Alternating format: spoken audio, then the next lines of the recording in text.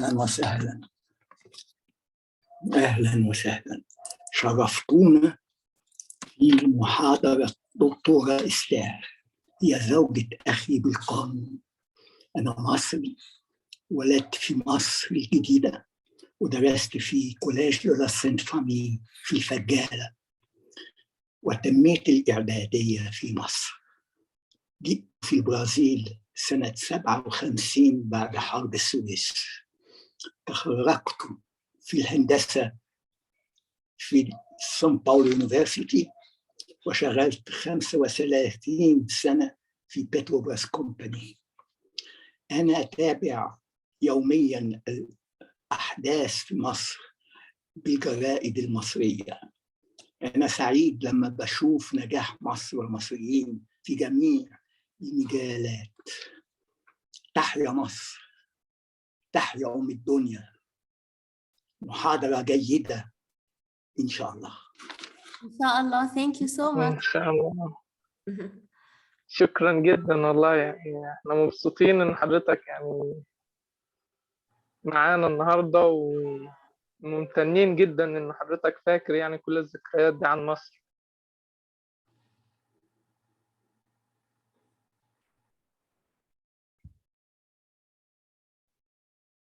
نشكر حضرتك جدا. أنا بتكلموني؟ أنا بقول بشكر حضرتك جدا، وحضرتك منورنا ومشرفنا. أقدر أتكلم؟ اتفضل حضرتك. طب هفتح المحاضرة. أوكي؟ حضرتك هتبدأ المحاضرة دلوقتي؟ لو عاوزة. طيب. يعني لا، احنا ممكن نستنى الساعة 6 بالظبط، عشان هو الميعاد 6 بالظبط، فتكون كل البارتيسبنتس جم. أوكي. أنا عندي sotaque, não tem. J'ai un sotaque. No, no, this is not problem. No, it's okay. But I'll wait. أنا جاهز. Okay.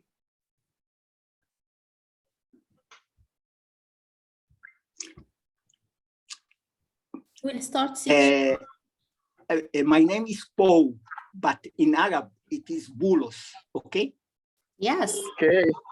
Yeah, you got it. Hello, Ahmed. Hello, Mr. Alouche. Hola. Hola. Hello. Olá, Hello. Hello, Mr. I am Esther Dalpos from Brazil. Hi. Nice to meet you. Nice to see you. Very interesting winter school, huh? Yes, it's a water energy food nexus winter school. Yes. Yeah. Adina is here. Yes. So, you know. Good morning, Esther. Are you feeling okay? Oh, hello, Adina. How are you? Good, good. I hear you have maybe COVID, maybe the flu. I hope it's okay. Well, I have a self-testing here. I have just done it. It's negative. Oh, that's good. But it's possible to be influenza. Yes. Or another well. kind of virus. We have Marines. Hopefully everything will be good soon. Yeah. Esther, do you want to go first before Kevin? I will. Really. Okay, perfect. Thank you very much. But I guess we will have some discussions opportunities. Yes, absolutely. Yeah. Okay. Is your brother joining us? Sorry? Is your brother joining us, Esther? Yeah. I have my presentation. May I send it to you, or is not necessary? No, you can I send it can to me, but you only can only share. share. Yeah. Okay. But regardless, send it to me so we can then send it to the في student. محاضرة هي زوجتي زوجة أخي الأم المصري Esther, is your brother joining? Yeah, I have here my sister-in-laws, Marie-Inès Alouche and Bolus, or Paul Alouche here. He is from Cairo. So Nice. I will ask him for the welcome speech, a very short one. Perfect. Yeah. Okay, so we're waiting till a little bit after 8 for everybody to join us. Yeah.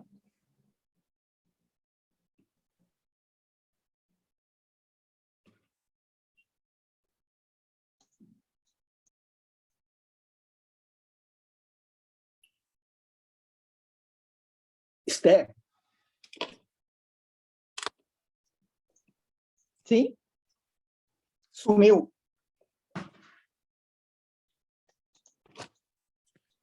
Oh, se me fala quando tem que começar. Sim, Paulo, eu só vou apresentar o título da palestra, me apresentar, agradecer aos organizadores e aí em seguida falo de você e da Marinês e você já pode, por favor, falar Você em... fala que eu sou seu cunhado, hein? Fala, Brother-in-law. fala, sim.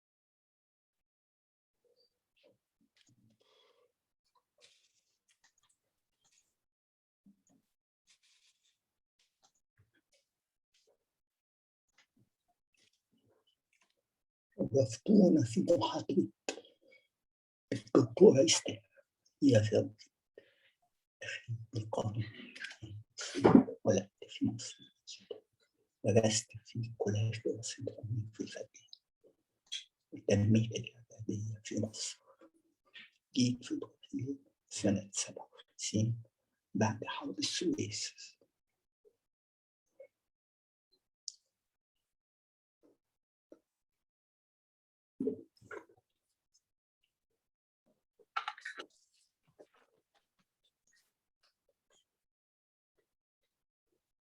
I think someone has a bad connection.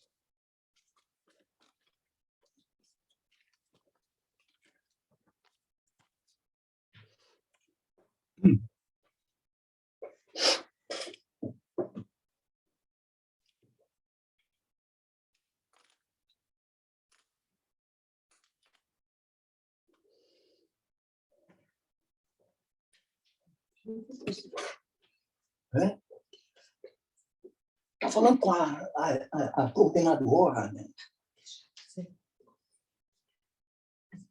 Não.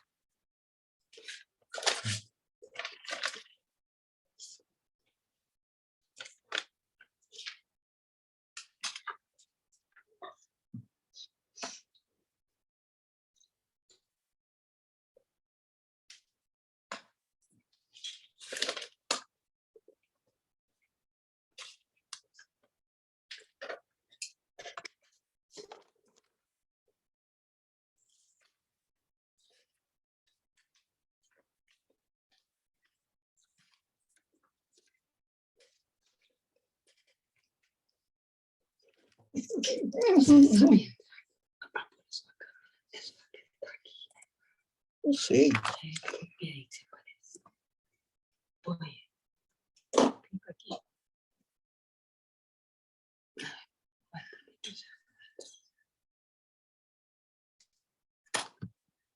E tem que entrar no configurações.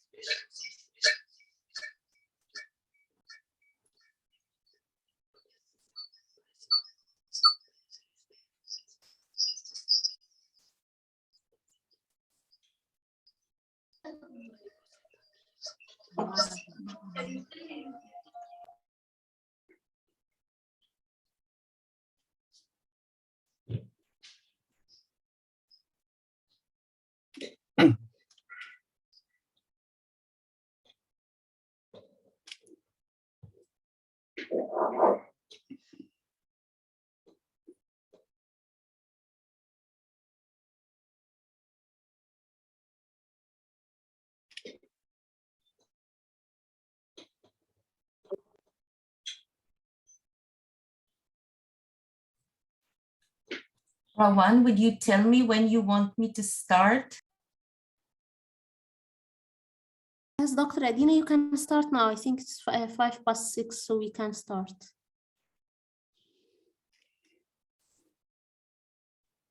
I can start. Yeah, just a second. Okay, thank you everybody for joining us again. And as I said on Sunday, today we have several more presentations from the Waste Fuel Project.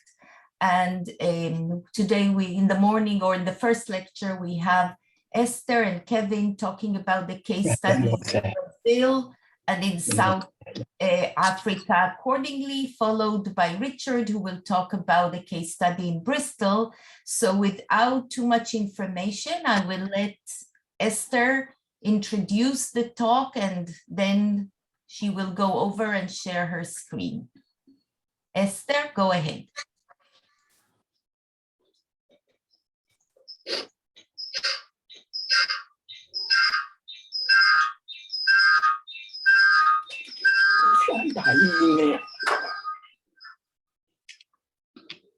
Well, good afternoon, good evening to all.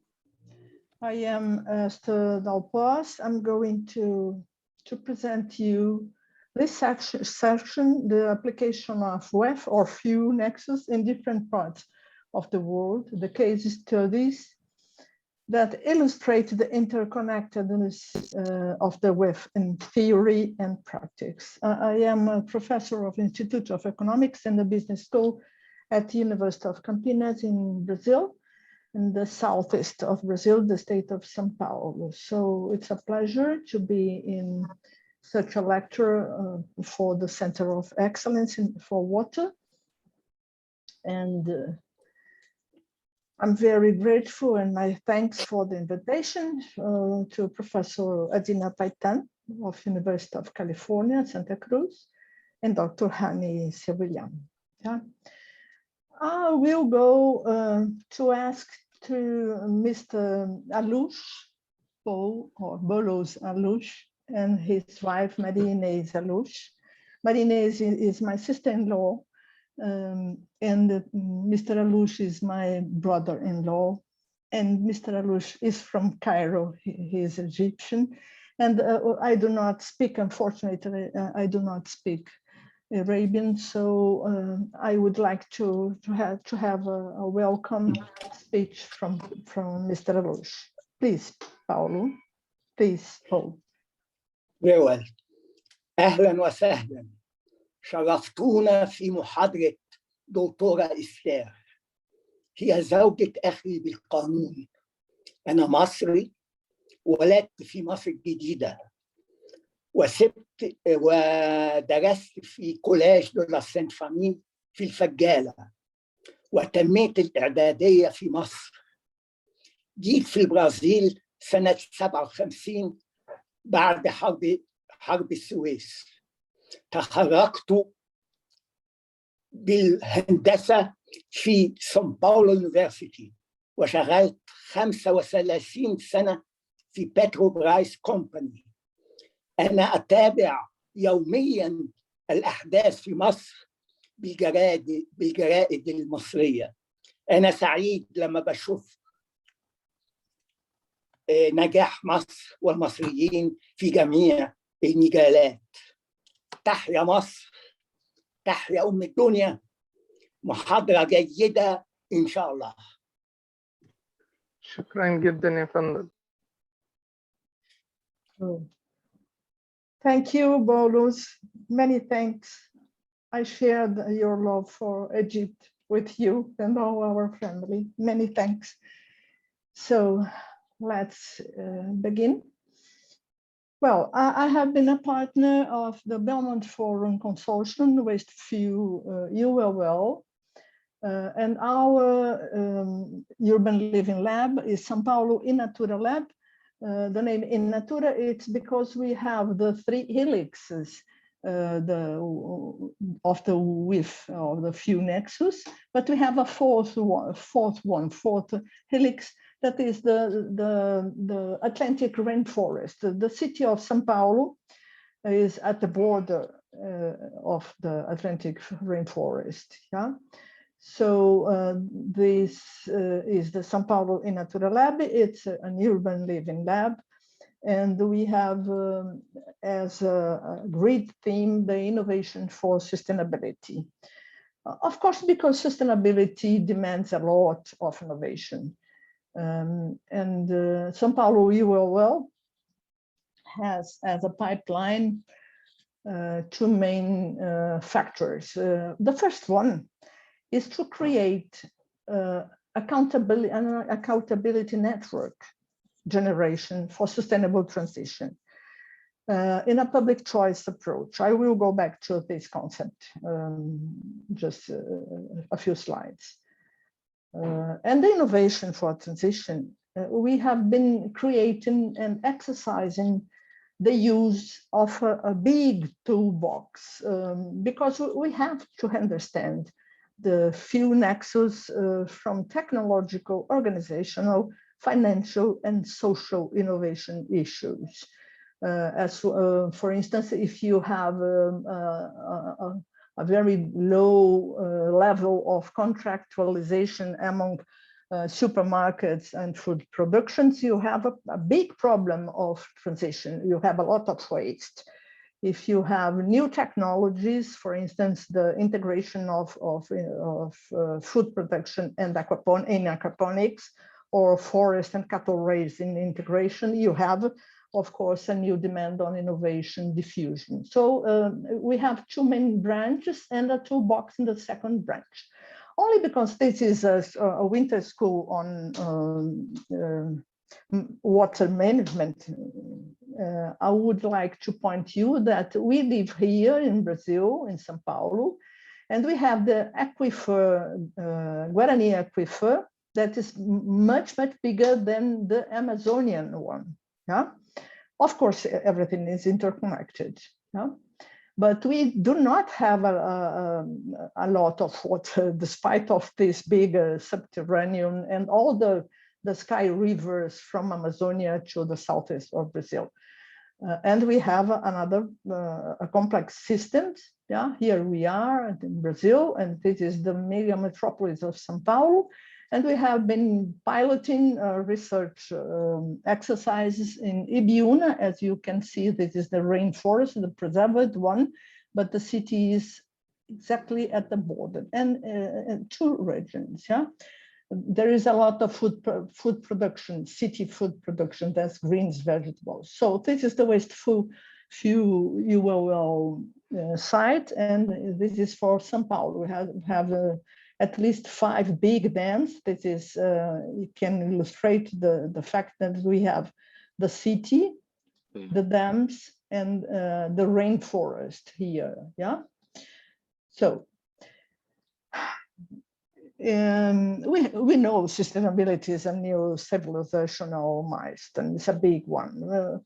Once we have global collective objective, we have new constitutions, commitments, a high level of uncertainty because, of course, the gas and oil industry is the incumbent. So economically, we do not have enough efforts for the transition. And you can see here with the big problem of Ukraine and Russian and all global problems of gas and oil supply chains.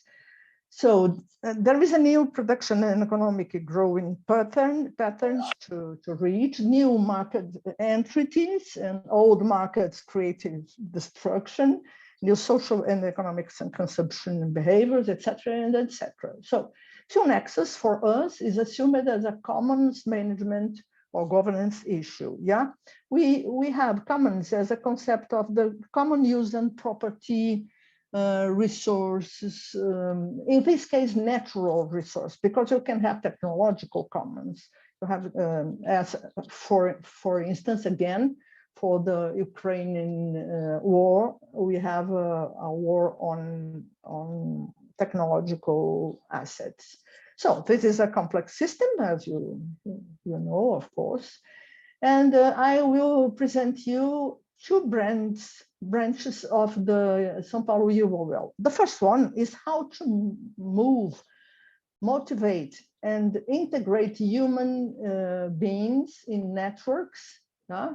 And the second one, it's only one example of research tool to measure the strengths, the weaknesses of the food production, the energy use and the water use here in this region. Yeah, but it's not for this region. We have a lot of tools that can be used in any one, as the naval, for instance. Yeah. So the first branch is how to foster communities to adopt sustainable innovations. It's not simple, yeah? You have at least to generating a first accountability community in a network. And the second point is how to foster technological and social innovation for transition, yeah? Of course, using strong qualitative and quantitative tools to understand the sustainability levels. It's not a case of white or black situation. Each kind of mode of production has more is more successful in terms of sustainability or not. Yeah. So the first one is fostering accountability, and we have been in this project as a result. The SPIN, the Sustainability Policy Innovation Network, from 2019 to 22. And we have now 25 institutions, governmental, non-governmental organizations, private producers, public attorneys. In Brazil, we have this figure, this character. Public attorneys is like from the environment ministry, academia, a lot of academia and scientific institutions and big policymakers. So why network is so important? Because without understanding the human aspect of the transition, the micro foundations, the dynamics of this transition, nothing changes, nothing. So people behaviors and goals matter. Yeah. The first approach is from the institutional economics, that neither markets nor states. Yeah, it's not the case to be at the left, the political left or right. It's a third dimension. Yeah, communities, people makes the change or not. Of course, markets are important, and so do the states.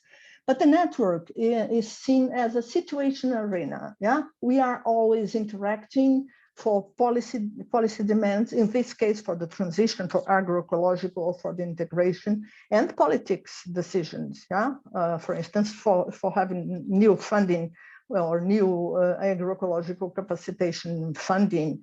So the actors mobilize their resources and the interests at the networks. It's the network effect, economic and social. And agents can put efforts, influence, and put capital, power, funding, new scientific knowledge, all scientific knowledge, changing behaviors. This is a dynamic that's evolutionary. So that's now we have been facing the transition and the energetic transition of cars and fuels. Yeah. So we have these dynamics. And maybe in 10 years, we have 50% of electric cars, for instance. That's it, yeah? So we have to reach a new condition, new practices, new commitments, new constitutions. And this kind of behavior and situation can emerge from those network interactions, yeah? This is an example of, in Brazil, yeah? We have here Brazilian agroecological systems, yeah, network in 2 years of interaction. Each line is at least 10 interactions per year, yeah, each line linking actors. Here you have in red, you have federal level, and in green, the states or municipalities level. So here, after a lot of interaction, in Brazil, we have an upgrade of 10% of agroecological production. Yeah, this is network analysis, and it is one of the tools of the São Paulo ULL. Yeah, here it's only a photo. You can see here the Atlantic rainforest in the south of the city of São Paulo. And this is our team. Yeah, this is Sue Charlesworth, our coordination of the Belmont Forum Consortium. So the second and last part of my lecture is how to foster technological and social innovation. You have a lot of good tools for transition. It's a meta-disciplinarity toolbox. I will present you only, of course, because we do not have time, the system dynamics modeling. It's a very, very powerful tool. Of course, this methodology is from operational research approach, from the engineering area. It has been used a lot for supply chains modeling, discrete events for services, but we had here a new approach because we have been using for agricultural and livestock integration. So we have agent-based modeling, tech road mapping, science and technology indicators, Delphi. We have been applying Delphi too, but I do not have time to present. So let me choose you this case study using system dynamics. We have been modeling 5 modes of food production at the border of the Atlantic forest in São Paulo. And we have been using 5 indicators to understand the causes and the effects, relationships among these 5 indicators. For these 5 modes of production: agroecological, the agro-livestock, aquaponics, hydroponics, with or without nutrient solution reuse, are innovation, and the conventional that uses pesticides and herbicides, etc., is not.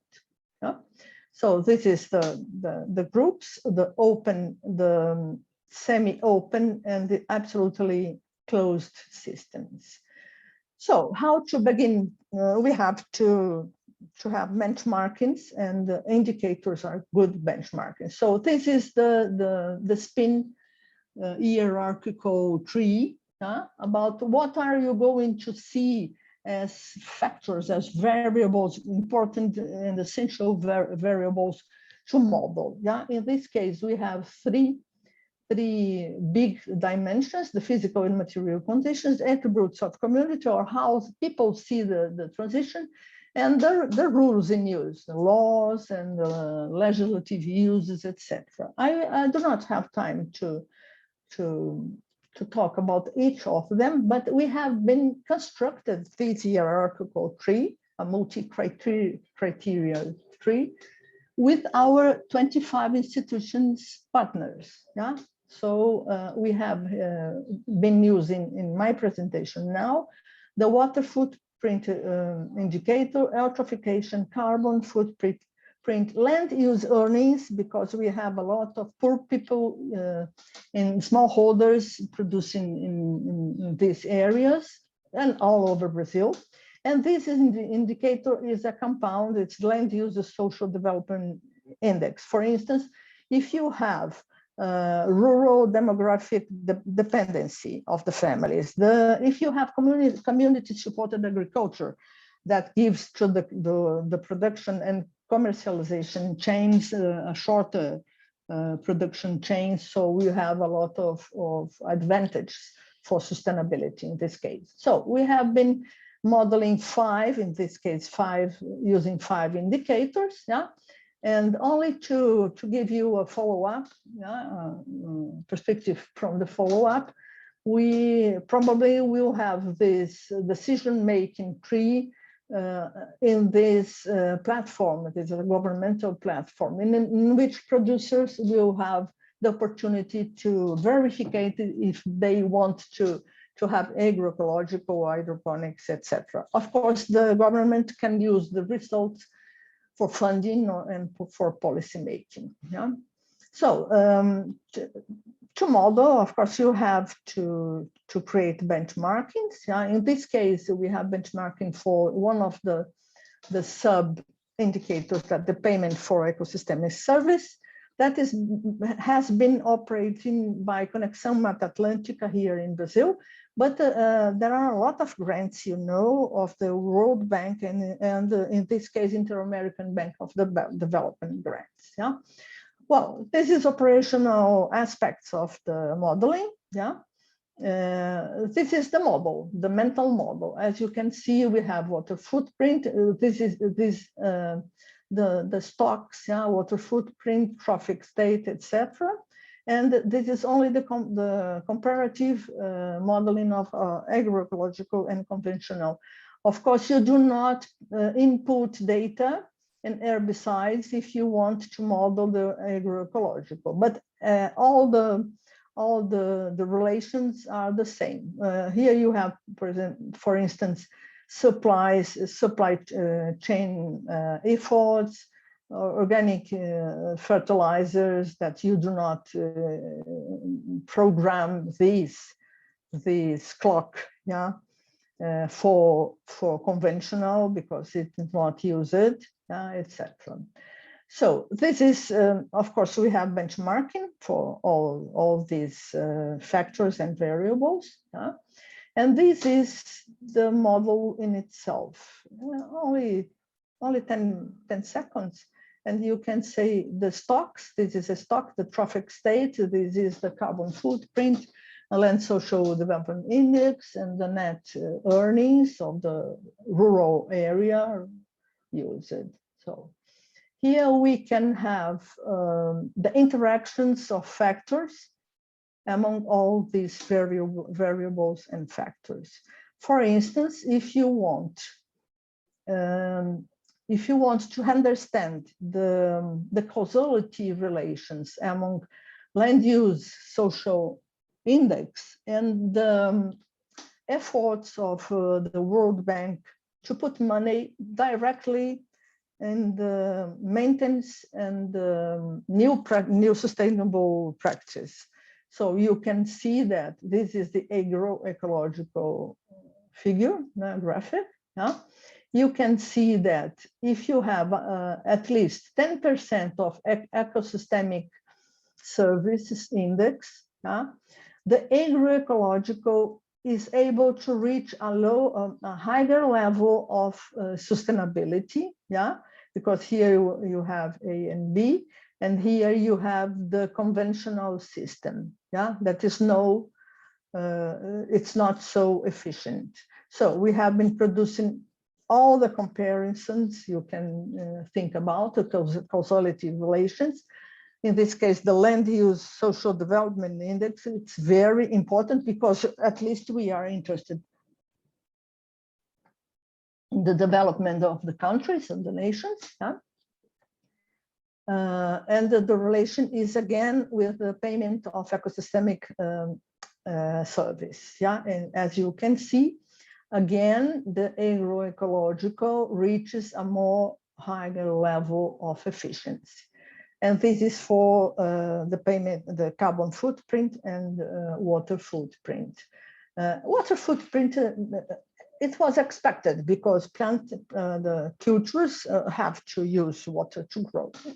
But in terms of carbon footprints, there is a huge difference. Yeah, as you can see, the conventional does not reach any benchmark, expected benchmarks. And when you put this economic incentive to innovative and sustainable practices, you have a very interesting, efficient graphic. So, and my last slide is, of course, you can use this kind of tool for broader applications for cities, regional dams and rivers, and any other agriculture or livestock complex system. This is the first graph we have been doing for Guarapiranga. It's a big dam, the second biggest dam in São Paulo. So you can see that you can take into account the food production effects on the quality of the water, the domestic sewage or gray water, and etc. and the industrial sewage. That it's mandatory in Brazil, of course, that the industrial sewage has to be treated. But anyway, you know, always there is some pollution. So it's a very, very brief presentation. I would like to thank your attention for Alush and Alush. My name is Esther Dalpos, and this is my contact for further interactions. Many thanks. Esther, would you like people to ask questions now, or we'll ask them after Kevin's presentation? Well, I think it's more useful to have Kevin's presentation first. What do you think, Kevin? Yeah? Because we have a lot of commonalities. Kevin, you're muted. Yes, thanks. Good evening, everyone. All right, thank you, Esther. If I continue on in a very different style to yours, though, because I'm going to present to you a very practical indication of what we've been doing for a water, energy, and food urban living lab. And I wondered if there is maybe, Adina, a pause just for any questions for Esther, because it goes on to a slightly different theme. So if people want to ask questions of Esther with respect to the modeling, that may be an appropriate moment right now, and then I can come in straight after that. Sounds good. Anybody has a specific question, not general, for Esther about her presentation? Esther, I have a quick question until people unmute themselves or raise their hand.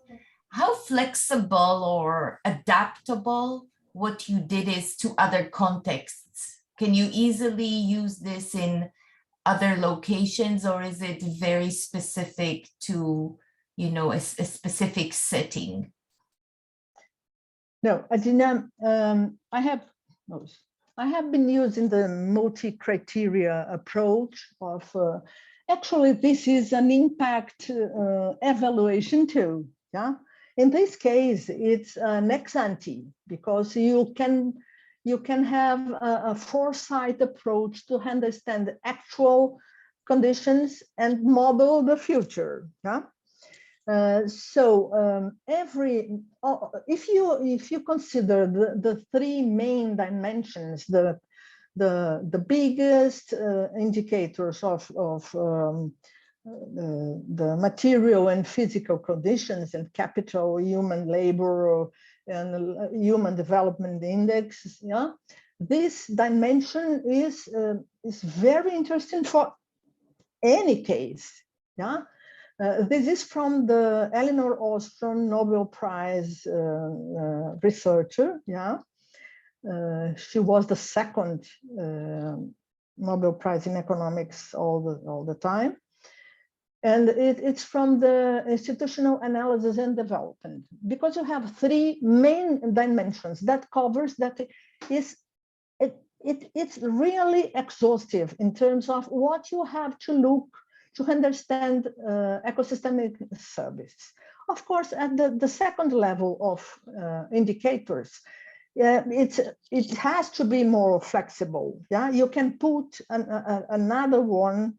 For instance, we do not have a special soil indicator, but the soil indicator about trophic state index, that is very important for rivers and subterranean water and dams contamination of phosphorus in special. Yeah, it can be put there. So it's flexible and it is not at the same time. It depends on the level of the scale you want to reach. But we try, our network try to develop a very robust and very exhaustive set of indicators. Yeah?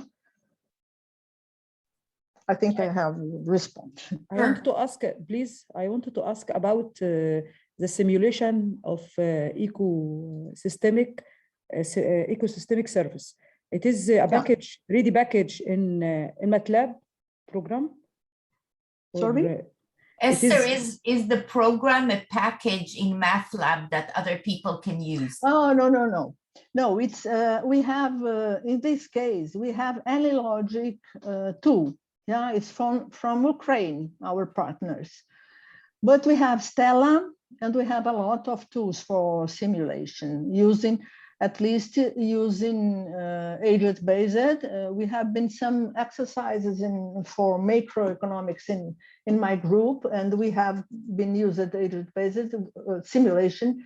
And we use, for instance, a third one. So, but we think AnyLogic is more simple. We have been using the input of data, and programming has been made in Java, yeah. Java, And now they are migrating for Python. Yes, it interrelation between the three component of environment: soil, land, and air and water. This model makes us for yes. Sorry, I think this model correlate between the components of the environment, the soil and the air and the water. Yes. Yeah. Yes. There is a combination of human development aspects as the land use social development index, and other indicators like water footprint, the classical ones, carbon footprint, and etc. And the soil effect is not as a stock of the simulation, but as a flow. Energy is a flow too, because you have to decide where you put the variables. Of course, there is any case you have to think about and have good benchmarkings. For instance, for carbon footprint or water footprint, we have been using the international protocols as benchmarking. But for land use social development index, we have to create it based on our Brazilian Human Development Institute of Statistics. Okay, Dr. Rabia. Okay, thanks, sister. Thanks. Thank you for your question. Esther, could you share some examples or experience of how this tool, modeling tool, actually helped facilitate either waste reduction or change agriculture policy or something along these lines? So how it, the end product was applied to ensure efficiency. Yeah. Well, here in this area... Also, we need to know how they create the carbon footprint for itself. How you create this carbon footprint. Sorry, Mr. Abel. So Dr. Abul Saud wanted to find out, how do you calculate the carbon footprint? We have a benchmarking based on international protocols from the carbon tons per hectare. Of course, we are talking about agriculture, so agriculture can absorb carbon. In this case of carbon footprint, but in other cases, as I have said, we have to create the indicators based on local, regional, in this case, in national protocols, because development indexes are very different around the world. So this is the kind of adaptation we have to do if you want to model anything. And back to the other question, Maya, Madina. Yeah, we have the strongest example you can read, can find anywhere. It's the French one. From the last 20 years, greens and vegetables producers in France, they have used this kind of simulation. And because here in Brazil, we have a huge problem that the smallholders and the big holders, the cooperatives, do not have contracts with supermarkets. From an economic perspective, it's very bad, because nobody knows which demand will appear and how is the price. So in France, they have for a long time used this kind of tool for policy making, because we know it's obvious. You do not need so deep economic simulation to understand that if you produce something and you do not know if you are going to sell, it will be a waste sometime. Yeah? So in France, they have now 100% of contractualization. Nobody by law, yeah, is not able. It's mandatory to have a contract. Yeah, in Brazil, it's not. Of course, there is some market laws, because it's very difficult to oblige. So there are some economic strategies to force, yeah, markets, the market side to have contracts. One of them is to have more directly sales. So you have consumer-supported agriculture. You do not have intermediaries. So the gains, the median and average gains for producers and for consumers are higher, and the waste is at a minimal level. I think it's a very good. So we have Brazil in one side with 0% of contracts, and France with 100%. That's why we have been pursuing as a follow-up of this project. Cool, good luck. Any other questions for Esther before we move to Kevin?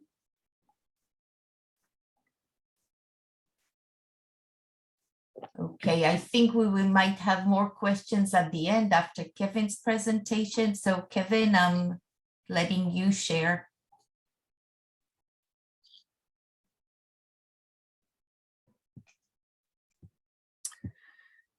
Yeah, very good evening to you all. And I'm in Cape Town, South Africa, and I'm on the same time frame as you all are. So it's a good evening to all of you. And thanks very much for the invitation. I'm glad we stopped to have some questions for Esther, because what I'm going to show you is a much more practical approach that I've taken to understanding this particular urban living lab, which is an example or application of the water, energy and food nexus. And for those of you who are in academia there, I'm from the University of Cape Town. And what we've been doing on this site is to build a research site. It's relatively small, so nowhere near the scale of what Esther has been showing us and telling us about. It's one in which we're able to bring different disciplines onto a site and are able to then ask different questions and develop the WEF concept on the site. So just to raise a couple of questions, and that's about the only text I'm going to show you. The rest are largely slides, pictures of what we've been doing in building the site. And it really began with trying to understand efficiencies within the WEF nexus, and it started with water. And it has developed as we've moved forward in trying to integrate these three elements. And waste is a key driver of a lot of what we do. In other words, what comes into the site, for instance, and I'll show you that just now so you'll get a better picture of what the site looks like. But essentially, waste becomes really important about what comes into the site and what goes out of the site. That's really where some of the waste is monitored, and then obviously within the process of what we do on the site as well. So just a couple of points from the beginning. One is that we are at a field scale. The size of this is roughly 3.5 hectares in size, so relatively small. It's a research and demonstration site that takes place on an old abandoned wastewater treatment works. And I bet if I had to ask you in the room right now, Has anyone ever found an abandoned wastewater treatment works in anywhere in Egypt? I doubt it, because almost right throughout the world, most wastewater treatment plants are either extended, their lifetime is extended, or expanded in some way. They seldom are abandoned, but it provided an opportunity for us to develop it into this research and demonstration site. And I'll show you the context of it just now as well, which I think is quite unique in lots of ways. But water became the catalyst, and you'll see why in a moment, that becomes important for developing what we started to do on the site, and how the rest of the energy and the food came as part of the development. We began with water. And water offers us the ability to be able to bring life onto the site, to get social enterprises going, and to start particularly to work with the urban poor as a decentralized service center. And so that's the challenge this evening. If you're thinking about how to either improve or to start an urban living lab, then these are some of the things that we've done. And it brings lots of questions, obviously. And I think when we get to question time, maybe you'll be asking questions around who finances it, who's taken the initiative, where's the institutional support, and so on for this. Is there a long-term sustainability of this? But essentially, the third point here is that we have used nature-based solutions on the site. So minimal amount of energy, keeping the concept very simple, enabling it to be replicated elsewhere with relatively little capital investment and very little maintenance required. And essentially what we've done on the site is learn about nature-based solutions and to apply them. And then last of all, we've looked at this very difficult and complex issue about if you start something like this, a WEF site like this, that becomes a useful service to the local community around it, then how do you sustain it? And what are the governance strategies that go with it? And I won't get much time to talk about that last point, but there's a place where perhaps there's lots of questions from the room as well.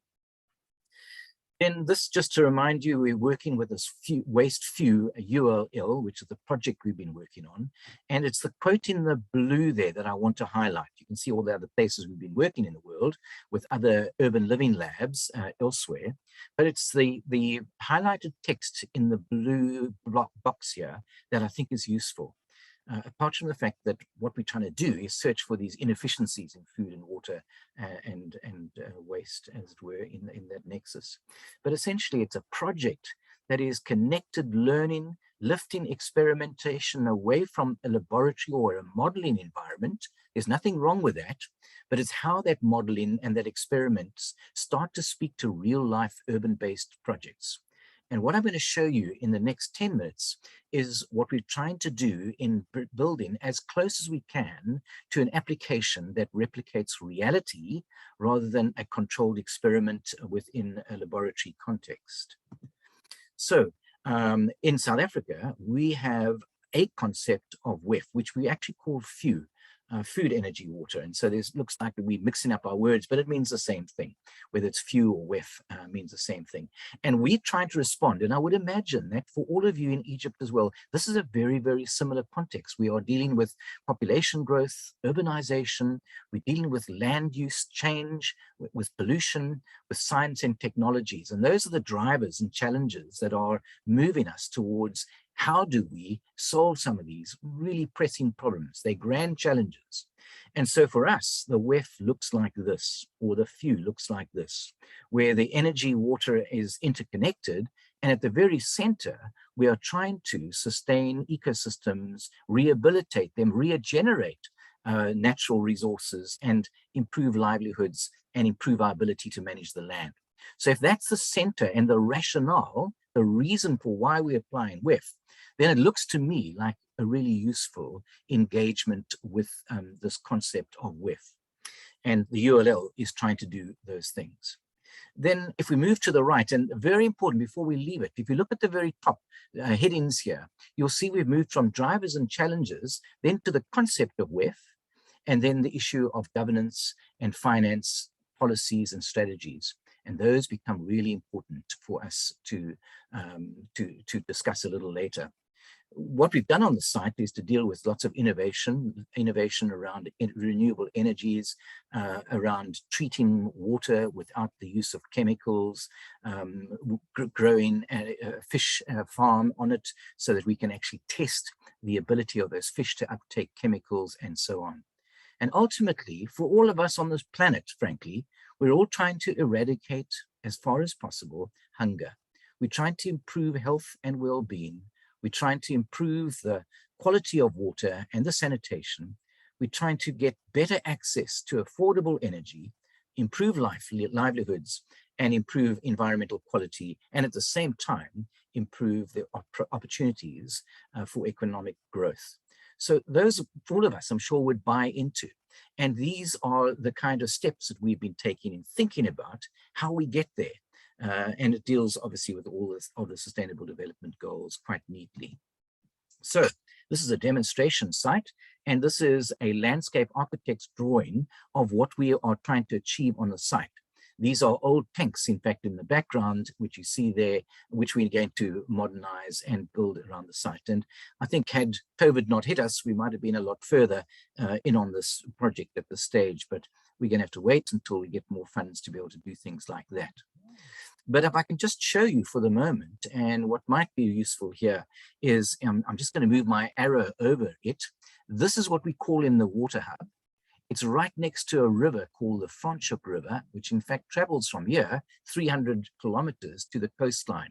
And if you go upwards, there's Cape Town, and almost directly to the east is Franschhoek. And from there, the river that I show you right now flows all the way down to the coastline, somewhere up there, in fact, a bit further north. And we have a river that is running down the slope of this quite steep mountains, and it goes directly through the water hub. And here's where the real impact has been occurring, where we've had large urbanization, rapid urbanization occurring here, particularly in a post-apartheid environment, and a separation of a tourist town called Franschhoek. And I should have asked you, but there may well be people in the room who've actually been to this town, because if you come to Cape Town and you're interested in the valley and maybe in the vineyards and other practices in this area, Franschhoek's a great place to visit, beautiful surroundings in this area. And then we have an area which largely during the apartheid era was only for Black South Africans to live in. And there typically you see this buffer between these two towns, the formal, very wealthy town, a buffer in terms of farming, about 2 kilometers distance, and then the urban poor. And about 7,000 people live in these areas that I'm outlining now, compared to the formal town, where there's probably no more than about 2,000 people.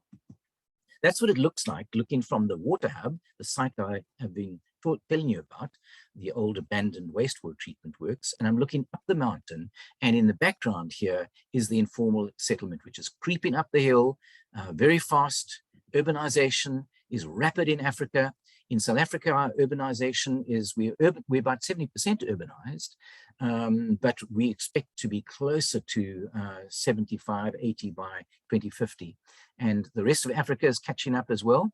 We're only about 37% of people living in urban areas, and that's going to grow very rapidly by the time we get to 2050, which is not too far away. This is what it looks like in the actual informal settlement above, and it's an area where there is abject poverty, very low levels of employment, and no drainage. And I often say that when we talk about programs called WASH, you know, the drill, water and sanitation and hygiene, we miss out on a very important concept called, which is labeled a D, and it's called drainage.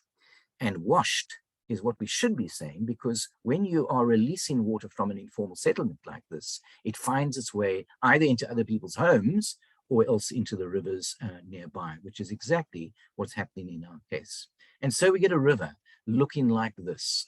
There is very poor sanitation in informal settlement. It's overcrowded, often more than 1,000 people per square kilometer, and much of the runoff that comes from the broken or dysfunctional systems finds its way into this river. And it's not only nutrients, it's not much heavy metals, it is also bacteria, viruses, and also chemicals of emerging concern.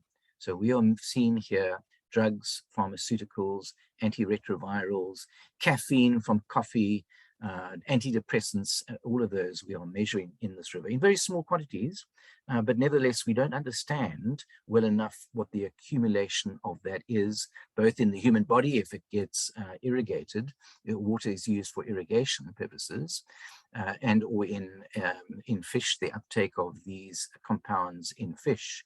But so we don't understand those long-term accumulation.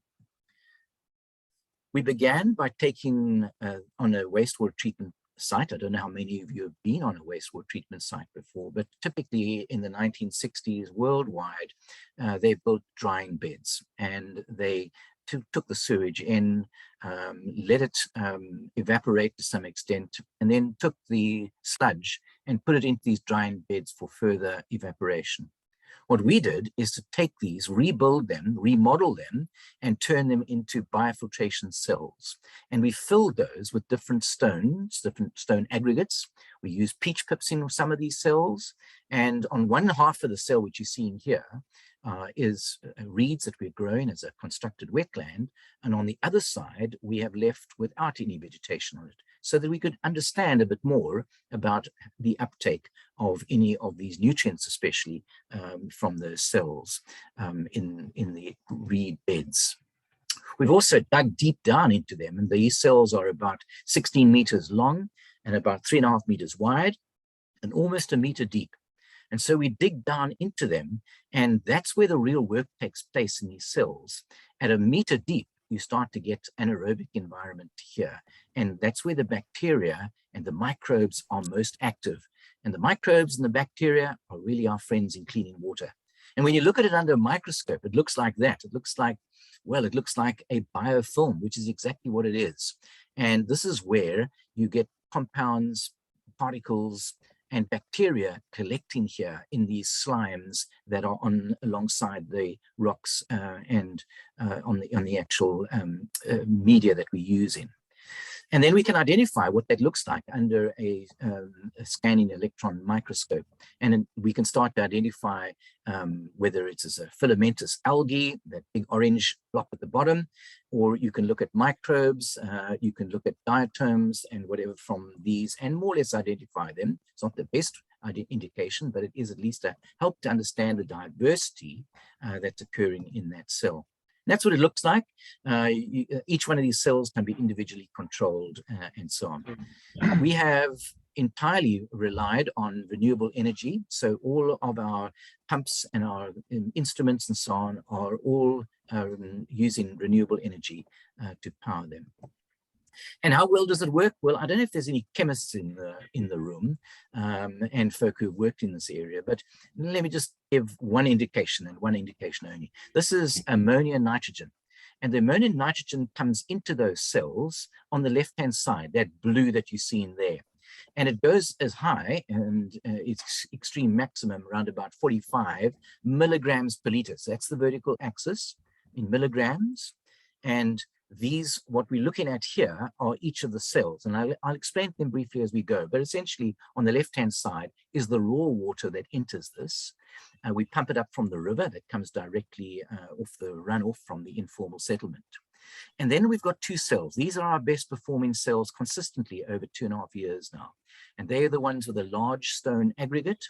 The diameter of these stones is roughly about 19 to 25 millimeters, and they are able to hold and harbor, as it were, a habitat for microbes and for bacteria. This is the peach pips that we're using here. Peach pips haven't been working terribly well for ammonia and nitrogen. And then we've got a smaller stone aggregate in these two cells. On the left-hand side here is ones with no vegetation, and on the right-hand side here is with vegetation. So you can see the vegetation is helping a bit, but not a whole lot. And if you imagine that, for instance, an average and a range, probably better to look at it this way. The range of ammonium nitrogen comes in at about 5 milligrams, right through to 25 milligrams, and you can convert that to less than 5 kilograms and milligrams rather, and down to almost on average 1 milligram, then you've improved it by almost 80 to 90% a reduction in ammonium nitrogen.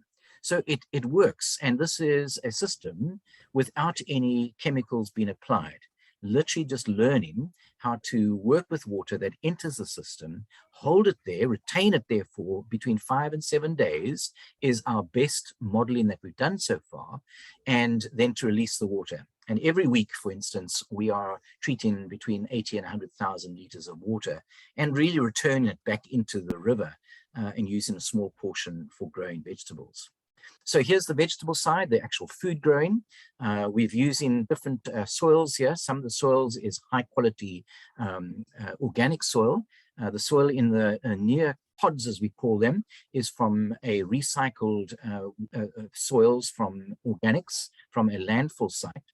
And then we grow various vegetables. Every time we harvest those vegetables, we test the soil, and we test the actual vegetables as well for heavy metals, for bacteria, for nutrients, and so on. In other words, we make sure that our vegetables are compliant with South African national irrigation standards and others too, by the way. So we're not only looking at the South African scene over there. And these are some vegetables here growing in these pods that I spoke about earlier on, and some of the community workers in the background who are doing the farming in the background there. They're growing potatoes, cabbages, onions, and so forth. We're also finding lots of other things, just by the way, and this is the importance of trying to look at a ULL that becomes a useful interdisciplinary site. So when people come onto the site, and we invite lots of visitors who come onto the site and they ask different questions, and also our students are attracted to what we're doing.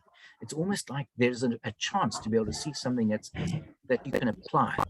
And so we've been using duckweed. This is not green water. It's duckweed that's sitting on the pond here. And that duckweed is... Can I ask a question, please? Or... Yes, of course you can. Yeah, please interrupt. Thank you. I can't see a hand, so please go ahead. I want to ask about, can we apply this treated water on the soil directly without using any shape of cans, or that's something we putted soil in? Yes, so I think what I need to say is that we've been on the site for about 3 years, and every time we are examining the soil, particularly in trying to understand the uptake or the precipitation of nutrients in the soil, but salinity in particular. And I haven't given you enough sort of background in terms of what the soil, the water conditions are, other than I've shown you ammonia and nitrogen. The bacteria levels, by the way, are, when they come in that influent, are close to 200,000 counts, CFUs. Those are in the microbiology world. You will know exactly what I'm meaning in terms of that. That's really very high indeed. And it could contain viruses and other things as well. So we've examined the soil, and we've tried to understand over the 3-year period, and particularly the last two years, what impact that it has on the soil. And at this stage, the salinity levels are not high enough to cause any alarm. We've reduced some of that salinity through, and salinity is difficult to get rid of, by the way. So once it's in there, it's in. Some of that salinity is also because we are growing this in very warm conditions.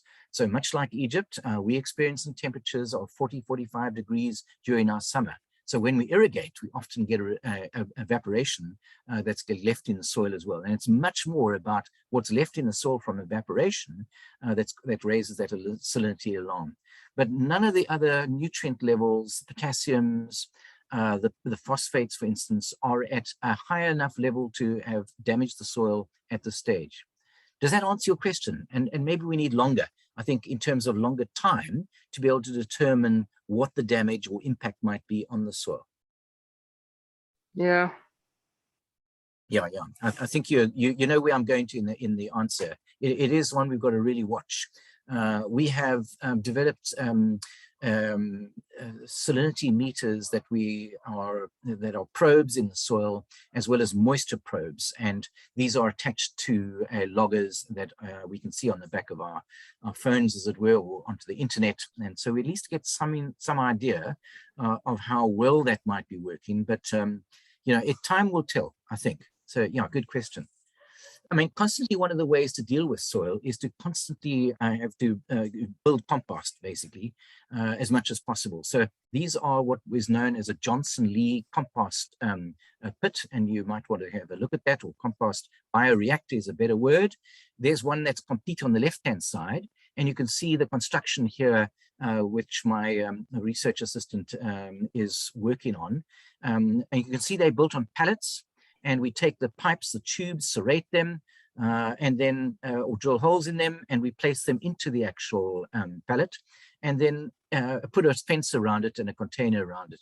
And the nice thing about this is that we take any of our grass, any of our whatever we can find on the site, and leaves and so on from the vegetables and so on that are not being used, and place this in this bioreactor, mix it up between brown and green stuff, and we leave it.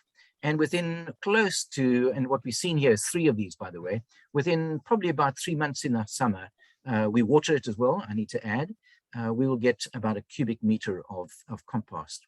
So one of the ways in which we've got to deal with our soil and regenerate it is to do that all the time. Adina. Esther has her hand up, so. Thank you. It's a complementary question. Kevin, do you think this is a capital demanding effort? Yeah, because thank it you. seems to me it's at the frontier. Of course, it's at the frontier of scientific research. And I think we have a huge complexity. The problem, the biochemical and the set of organisms you have been putting in this filter. Sorry, it's not only this, I know, but the infrastructure to have this, for instance, in the degraded soils, is it capital demanding? And of course, labor demanding, etc. Yeah, indeed. Well, I think it's more labor demanding. Rather than capital intensive. It's very low in terms of this, and we are working on an African continent. So, if I had to tell you, I mean, the site is fortunately been in agreement that we can work on the site without having to pay rent on it with the local authority. And part of the reason for that is that the site is actually abandoned and has not been sufficiently rehabilitated. And so we quite like that, obviously, from a research perspective. But in terms of the actual infrastructure, it's very minimal. And you can see, I mean, this is one example, it's not a very good one, but showing you here where we're just using pipes sometimes that were on the site, and just using that as products that we can actually turn into something creative that does the job. So it's not at all capital intensive. And that's the very point of it. How do we roll this out so that in fact it doesn't require that enormous capital investment? There's just an example of us. I hope that answers your question, Esther. But there's just an example of of watering it, and you can see it filled at the top over there. And that soil gets regenerated in that way. I think that's one way in which we've managed to keep things going. This is one of our pods that we're under here, and we're talking, and the reason why I'm showing this slide is not so much by what we're growing, but by people from different government sectors here, community leaders on the left-hand side, agriculturalist, a businessman with his back to us in the brown jersey, and we're talking about how we use this particular site and the products that come off the site to build a circular economy. Already what we're doing is taking water, reusing it in the system, but actually now we want to try and see if we can take those products and sell them to the local market in that very wealthy town I showed you earlier on. And those are some of the things that we are growing, just as one example of carrots, for instance, from the people on the site. We're also just, and I'm almost finished, but we've been really, if it hasn't been apparent to you right now in what I've said, what we're trying to do is to understand risk.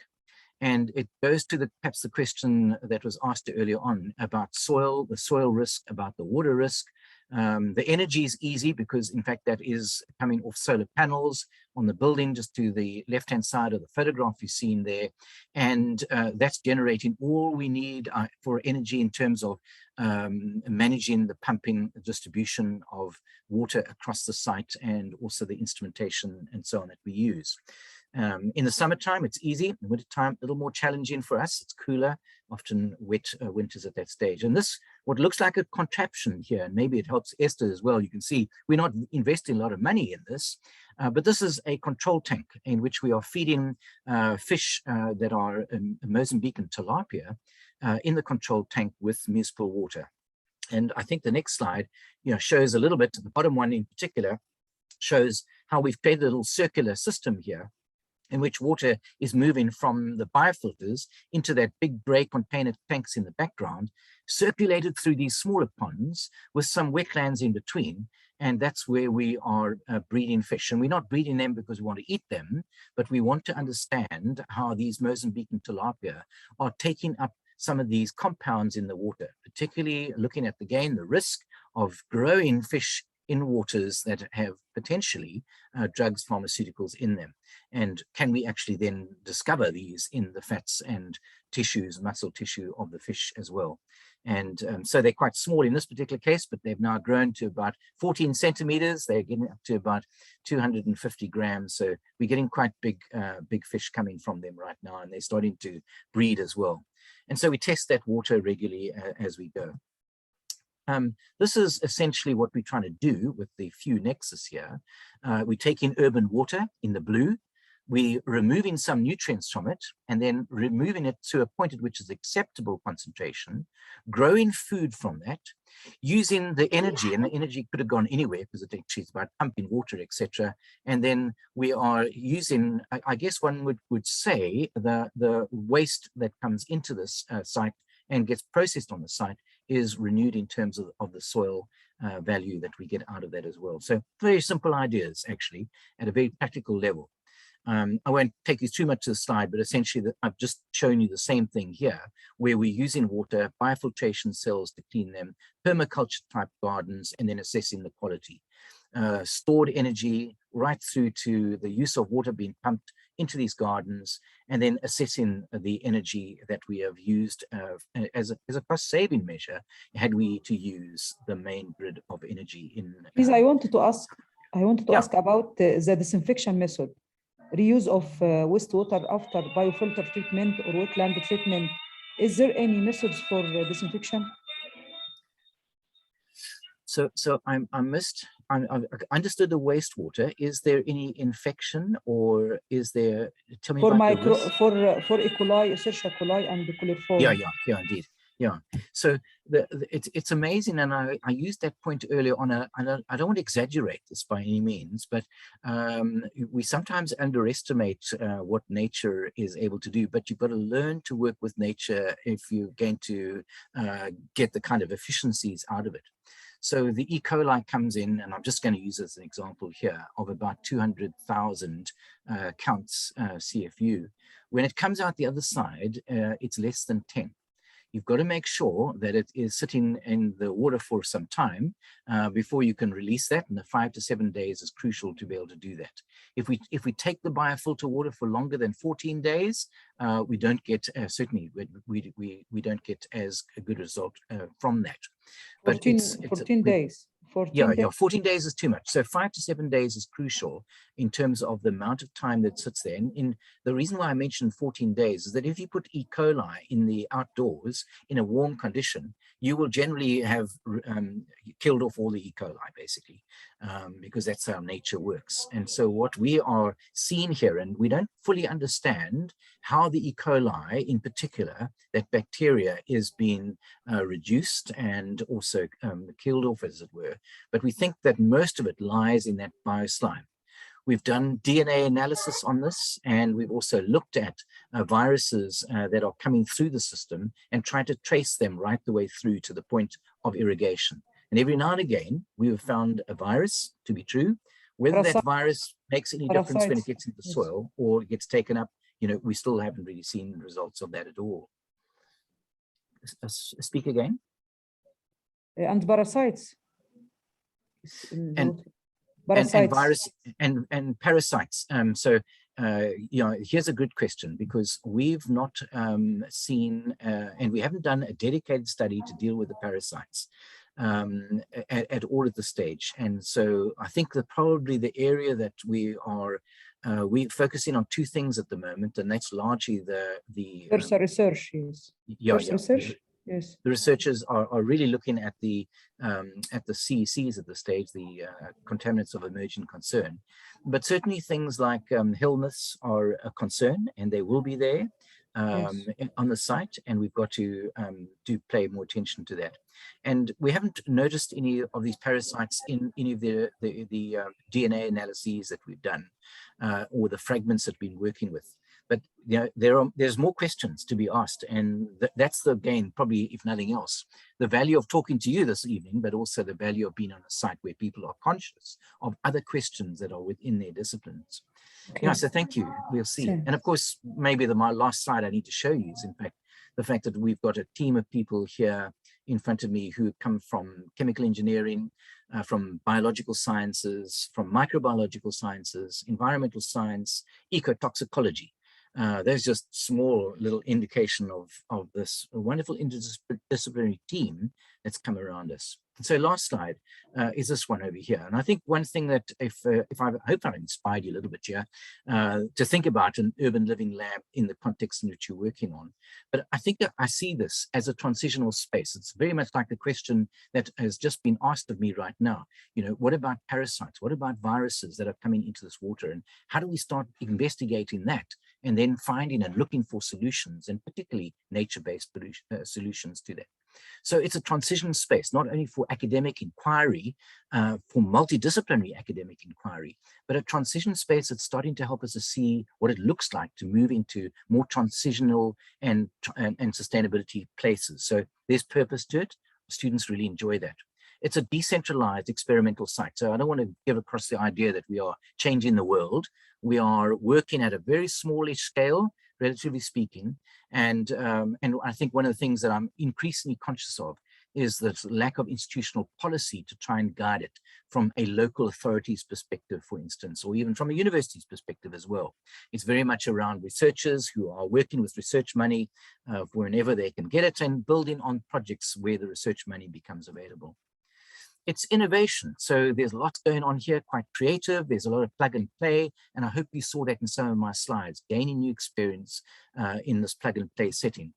And then overall, what we're trying to do, and that's why I really appreciate the questions that came through early on about soil, about viruses and so on. We're trying to address these new challenges. We're looking, for instance, at the bioaccumulation of toxins and emerging contaminants in the soil, perhaps in the vegetables, certainly in the fish as well. We want to assess that risk.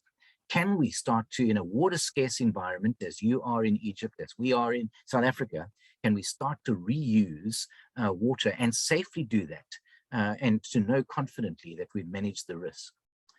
So I hope that's is inspiring to you, for instance, and maybe you've got some opportunities to do something back home. Thanks very much indeed for your attention and questions along the way. Ahmad, you have a question? Go ahead.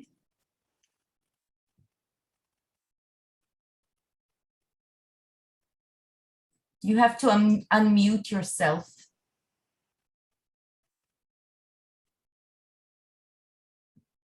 No, Ahmed's hand is down. Okay, so I have a question, Kevin. Is the ultimate goal of this is research and understanding, or application? Is your hope to then have like a protocol or procedure for best practices that individual farmers, households, small villages can apply? Yeah, so there are two things about this, and such a great question, because we're obviously researchers, we're academics, and we are needing to publish papers on the work that we're doing. And so that's our first port of call. But it's research which is much more about being responsive and responsible scientists in what we're doing. There's no way that we're going to want to take papers and put them in the cupboard. We are looking towards a much bigger picture here how do we contribute towards the socioeconomic challenges, environmental challenges that are in the region. And of course, the site and selection of that site is well placed to be able to do just that. So we can't work as scientists isolated on the field here, and we can't simply work in our laboratories anymore. We have some very serious challenges to address, and that is the idea of what we're trying to achieve here, and more drawing in community into the site and trying to give them better ownership of the production and of the products that come out of it. And that's growing slowly, but it's taking off. It's been probably the biggest challenge, but I think we get in there. Okay, I see Ahmed Sami's hand up again. Go ahead. Yeah, thank you. I'm sorry, before I had a problem connection. Now we want to ask about, can we use this technique which called vegetation-based filtration technique to filter pure wastewater, not mixed with River Nile, to irrigate edible plants? Is that possible? So the water that thanks, Ahmed. I mean, I think the water that we're using is actually a darker shade of gray, and it's very, very close to what we would normally associate with as being sewage water. And so what we're doing is exactly what you're suggesting. We are taking wastewater, even though it comes down a river, but it literally is slightly treated as it flows down the river. It removes some of the solids along the way. And of course, that's the real difficulty around wastewater treatment, is that you've got a lot of solids in it. And so the advantage for us is that we are taking up contaminated water where a lot of the solids have actually been filtered out along the way on the river. And now we can actually use it at that stage. What we're thinking a bit in South Africa is, what's the possibility, not so much of trying to provide primary wastewater treatment, but rather tertiary wastewater treatment. And that's a different thing. And that's where there's a possibility of some of the solids have already been removed through maturation ponds. But before we release them into rivers or wetlands or wherever, into the oceans, at least we've got a tertiary, a final treatment, which is filtering that water. And if we can do it at scale, there's no reason why we can't actually do it. Okay, but even though without any another kind of filtration can do this here? I would think so. And again, you know, we've learned from the experiments and monitored as best as we could and measured it as best as we could.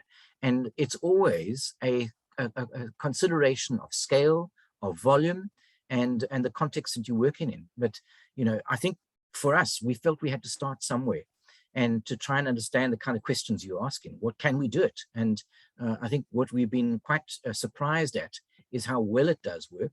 But it's taken almost 2 years for us to get reasonably confident with the data that we're getting, and also to be reasonably confident of how stable we can actually release the output of water. Because as you will well know, that water is coming in at very different values each time. It's varied in terms of its water quality, particularly because it comes off an informal settlement, as will happen too in a wastewater treatment plant as well. Yeah, I asked this question because I had a master scholarship and I am looking for conducting this experiment under Egypt conditions. So I'm asking. Well, you and I need to be in touch with each other as well, because maybe we can help you with some of our plans and show you some of the papers that we've written on the site as well. But yeah, I mean, I'm thrilled to hear that. That's brilliant to hear. Thank you for, and yeah, best of luck in doing it. Thank you. Yeah, Kevin, may I? Yes, Esther. I was wondering if this is also, I think you have some layers of solutions based on this work. But I was wondering if you agree with me that it is also precision agriculture too. Because, you know, here in Brazil, we have, and it is valid for other cultures, we have sugarcane for bioethanol fuels. Yeah? And this is a very sophisticated technological industry here in my state, all over the center and southeast of Brazil. And they have now a new challenge, that is to understand, of course, the microbiomes of the soil and the expression of plant varieties, specific plant varieties. So I think, do you think this is possible to create a specific product, for instance, for sugarcane and soils? Because we have not reached the highest level of production for sugarcane. We have now very productive varieties, but now the new challenge is specifically the microbiomes and interactions with sugarcane. And of course, pollution and the kind of fertilizers. Do you think that your solution can be a more and more precision agricultural product? Yeah, it's interesting. And of course, every site is different and every circumstance is different. So we know that. Filtration, by the way, needs to be designed specifically for a particular pollutant. I think the idea, and I hope, and it's useful that you've just given me the cue to be able to say this, the idea that it traps multiple pollutants rather and contaminants and solves those problems is not right. What we are trying to do is to work with particular media, packing of these filters in a particular way that addresses a particular pollutant or contaminant of sorts. And I think that's where we need to do more of the experimentation. So Ahmed and others who are listening in this thing and you think that's where you're trying to go to, don't try and build filters that can capture everything. That doesn't work like that. You need to make sure that you're understanding the actual media itself. So we're working with lots of other media, by the way, at a small scale, at pilot scale. We're looking at activated carbon. Biochar is another typical thing that people use. I'm using crushed pine needles with an enzyme in it. And all of those, somewhere there might be a solution, Esther, to what you're saying, that might help to regenerate the soil, add more production to it, without adding chemicals. I mean, I think that's what I probably need to, and I think you're on the same line as well. You know, we tend to constantly find chemicals that we can add to it, and yet nature, we're breaking down the microbial organisms in the soils because we're adding more chemicals to it. We're overdosing the water and adding chlorine as well. So, you know, I think we've got to go back to nature, and that's and learning to work with nature is much harder. You've got to be much more patient, and it takes a lot more time. But it's, you know, taking the waste that we're doing and turning that into a rich, through nature-based kind of bioreactor. You know, those are things that really can be done. And I'm only showing you at a small scale. What could we do at a much larger scale? Just for instance, taking organics from that wealthy town that I spoke about earlier on, bringing it to our site, putting it into a bioreactor, helping that to sort of, you know, build a whole microbial habitat. That's what we should be trying to aim for. And I think those are not new messages, by the way. People are doing this all around the world, getting it right and getting it right at scale in particular. So, you know, ours is fine at a small scale. You try and take it up to a large commercial farming scale. That's what we really got to start aiming. And that'll make the big difference to sugarcane, to wheat growing, whatever, you know, and maybe Egypt will start growing its own wheat in the future, given the other kind of constraints that are in the market at the moment with the war on between Russia and Ukraine. Sorry, I had to bring that in as well, but yeah. I think I've exhausted everyone, Adina. No, I mean, we do have a couple more minutes before the break, but I just wanted to give an example of something at a slightly larger scale in Mountain View, the town I live in the United States. There is a required household composting. So the city provides a bin for people to put all food products, and it's a very high level composting. So you can put eggshells and bones and meat, everything except for plastic and glass that are recycled separately. And then the municipality takes that to their big composting facility so people don't have to do it in their households. And then the compost is provided for free to anyone to come and take to their and use in their gardens. And I've noticed even in my own household that if I, before that, if I had a bin for going to the landfill for trash that was, I don't know, 100 liters in volume, it went down to almost nothing because of that. So I think sometimes, you need a little bit of push that will facilitate and make it easier to people to actually implement things. Adina, did you say compulsory? There isn't, yes, but there isn't really any way for enforcing. People don't come and check your trash, but they make it so easy that people just do it. It's just easier. They even provide trash bags, plastic trash bags that are compostable. So you don't have to, look for of how to dispose it into the bin. Yeah. Okay. Just put my email in there. It's for Kevin. If not, I think we're just on time and we have a 15 minutes break before Richard from the UK will come and share his. I see Ahmad's hand up again. You want to go ahead? Okay, thank you. I want to ask if they conduct this experiment under salinity condition or not, or are there any possibility to try this technique with saline water? Yeah, so urban runoff contains a fair amount of salinity in itself, in the kind of products that people use in washing, laundry, and so on. Salinity is the hardest thing to get rid of, isn't it? The only really way to do it at scale is to apply heat. There aren't any quick solutions to this at all. We've been using duckweed in our ponds to try to reduce it a little bit, and that's probably, we've reduced the evaporation. So duckweed is prolific all around the world, by the way. It's that pond I showed you early on with that what looks like green algae on it, but in actual fact is a live weed that is polishing that water, taking up some more nutrients as well, but also reducing the amount of evaporation in it at the same time.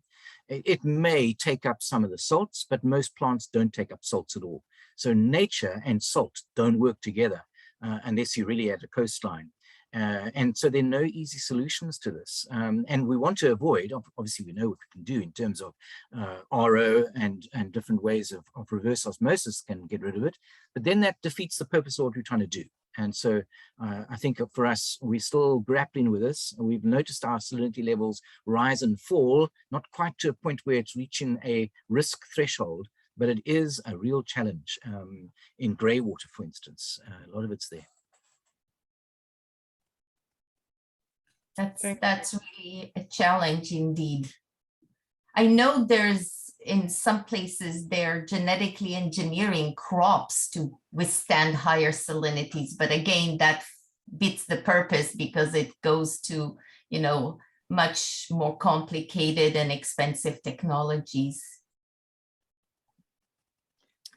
So I have one thing in the chat. Please, can you share with me the video about the rubbish to nutrients? So both Kevin and Esther are going to send me their PowerPoint presentations, which I will share with all of you. I'll send it to Rauna and she will share with you guys. I would like to have the recorder, the lectures. Yes, and I will send the lecture recording to Kevin and to Esther, obviously. Okay, so if we do not have any more questions, thank you again, Kevin and Esther. Esther, feel well. Hopefully your flu will. Well, I've took a lot of medicines. And I think there is some adrenaline, and it's a pleasure too to be here. So I'm feeling very well now. Perfect. Thank you very much. Okay.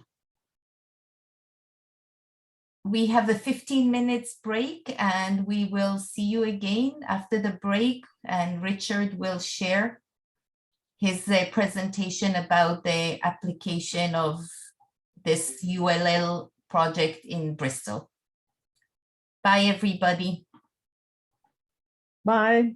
Nice to see you. Thank you, Adina. Thanks, Esther. Bye, Kevin.